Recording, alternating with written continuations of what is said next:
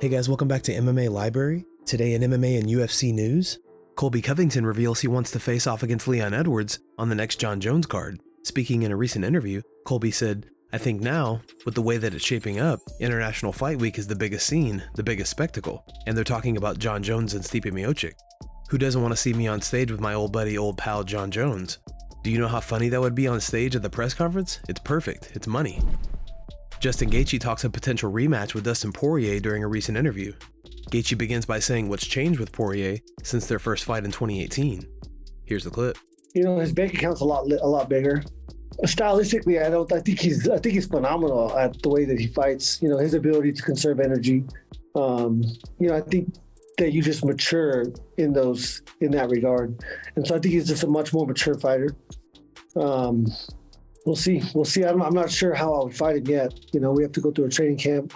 Trevor has to instill the ideas, and I'm not sure which Justin Gaethje will show up. What do you mean? Like just in terms of just like the little details, the little game planning details? Yeah, like that. Or do I fight him like an animal, or do I fight him like I fought this last guy? Different. You know, for different fighters, I'm going to have to fight different ways. I might be in his face the whole time, or I might, try to out technique him like I just did one of the greatest strikers in the world. So we'll see. To be continued. Beneil Dariush talks about his chances of a title shot if he gets the victory over Charles Oliveira at UFC 288. I'm pretty sure. I mean, I don't really see how they could go around me, right? I'm pretty sure I'll get the title shot after I beat Charles. Yeah, I'm pretty sure. I think if not, your fans, I mean, they're going to be tweeting everywhere. Yeah, the fans have been great, man. You know, the cool thing about it is, like, some people will be like, hey, I'm not even a fan of him, but he deserves the title shot. I've heard the fighters say I deserve it. I've heard the fans say it, and now I even hear the media, like media, fans, fighters. You know, you got the everybody. So I'm not really sure what's left for me after this. Well, I mean, you're only riding a win streak, 8-fight win streak since November 2018. So I think it definitely is very well deserved. And I even saw Islam say that he would like you to win so he gets a quote new challenge. What do you make of that statement? Yeah, I mean, I like that. Ideally, I wish we could have just fought in July. You know, I know he wanted to fight Volkanovski, but we could have just booked him and I in July, but that's fine with me. I'll take care of Charles, Lord willing, in May, and then we'll move on to Makhachev whenever, end of the year. What do you guys think? Should Dariush be next in line for a title shot if he gets through Charles Oliveira? Let us know in the comment section. Gilbert Burns believes he can steal Colby Covington's spot as the #1 contender with a victory over Jorge Masvidal at UFC 287. Here's what Burns had to say. I have the opportunity, April 8th, to make it out on everyone's mind and go out there and finish this guy spectacular.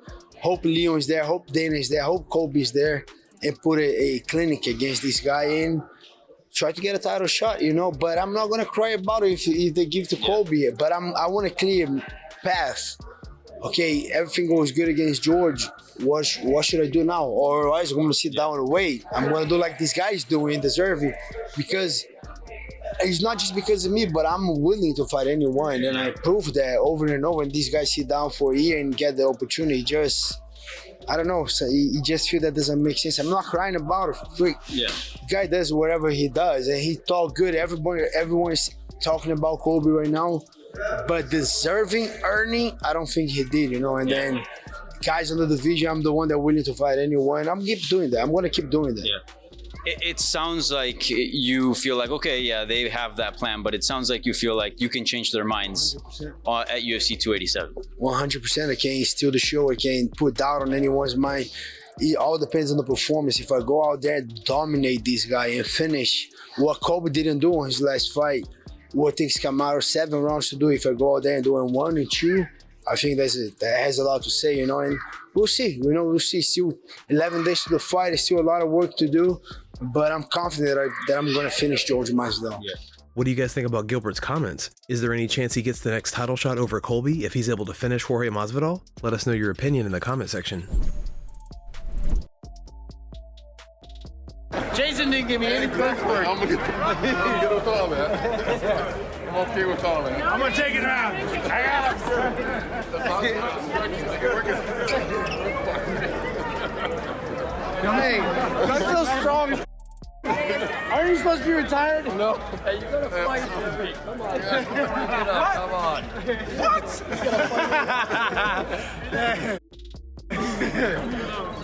Get his ass.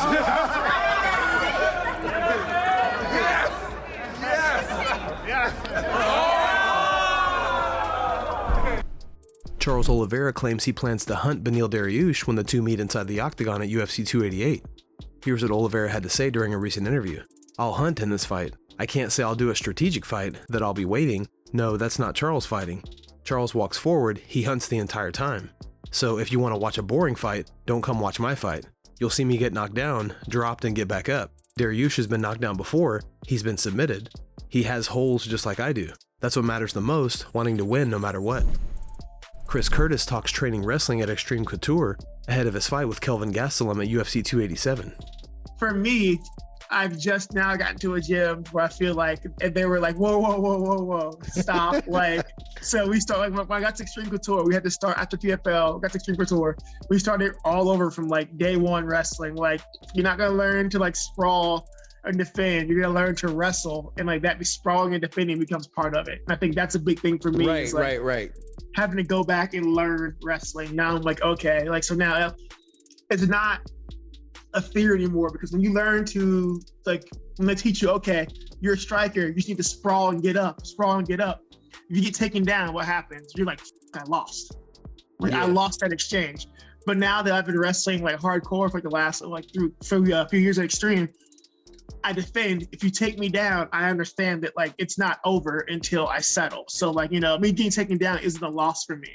It's only a loss if I settle. Sean O'Malley and Jalen Turner discuss who should be next in line for a shot at the lightweight title during a recent podcast. Here's the clip. You think Justin Gaethje is going to get the next title shot? What do you think how that's going to play out for Islam? Oh man, it depends on how the Oliveira and Beneil fight plays out, and if someone gets finished or not. If it's exciting, you know, because that plays a big factor too. What kind of performance? Yeah. That's going to be a sweet fight, and that's only 3 rounds, which is going to be, I feel like, a crazy high pace, just war.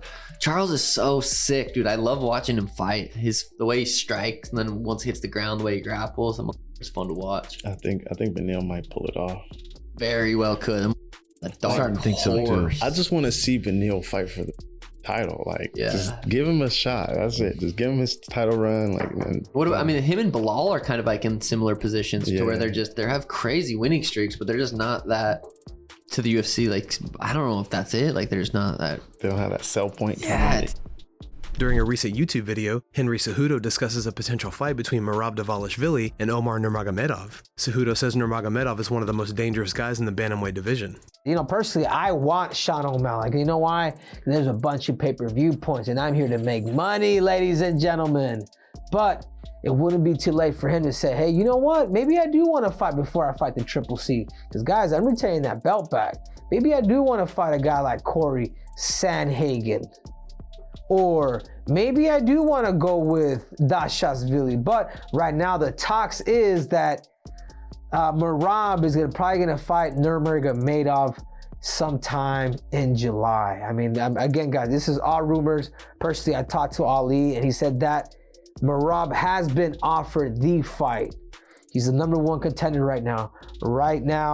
Nurmagomedov, Omar is looking to start kind of chomping on, start pretty much stepping on the toes to be able to fight for a title. If there's one guy that's probably the most dangerous guy in that division besides Triple C, his name is Omar Nurmagomedov. Now, my question is will Merab Dashashvili let this guy in? Does he want to take a more dangerous fight with a guy that could actually defend? Guys, thanks so much for checking out the video. If you like the content we do here on this channel, don't forget to like and subscribe to MMA Library for all the latest MMA and UFC news. We'll see you in the next video.